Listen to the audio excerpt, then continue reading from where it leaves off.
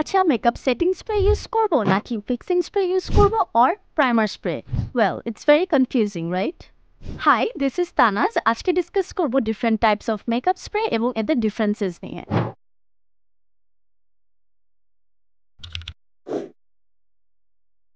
Common এবং hyped কিছু makeup spray হচ্ছে refreshing face mist, primer spray, setting spray and fixing spray. Refreshing face mist মেকআপের আগে use করা হয়।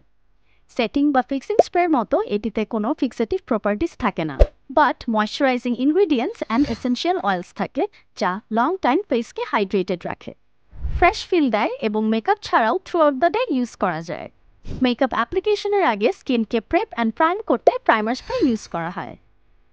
Primer spray light weight and hydrating, তাই স্কিনে কোনো গ্রিসি ফিল হয় না।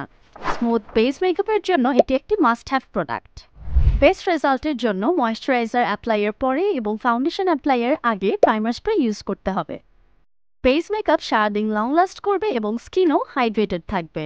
যারা লাইট ওয়েট প্রাইমার চান এবং smooth base, just go for it. খুবই কমন একটি মিসকনসেপশন হচ্ছে setting spray and finishing spray একই জিনিস, বাট এই দুটো স্প্রে কিন্তু একদম আলাদা। লং লাস্টিং করা ছাড়াও সেটিং স্প্রের পারপাস হচ্ছে লেয়ার্স অফ মেকআপকে ব্লেন্ডেড অ্যান্ড স্মুথ রাখা, যেন মেকআপ মেল্ট হয়ে সরে না যায়। বিভিন্ন পাউডার প্রোডাক্ট ইউজ করার কারণে মেকআপ অনেক সময় ড্রাই অ্যান্ড পাউডারি হয়ে থাকে, তাই সেটিং স্প্রে ইউজ করলে পাউডারি ভাব আর থাকে না। On the other hand fixing স্প্রের কিন্তু ফাংশন একটি, which is to fix your makeup. Fixing spray মেকআপকে ফাস্ট ড্রাই অ্যান্ড ফিক্স করার ক্ষেত্রে হেল্পফুল।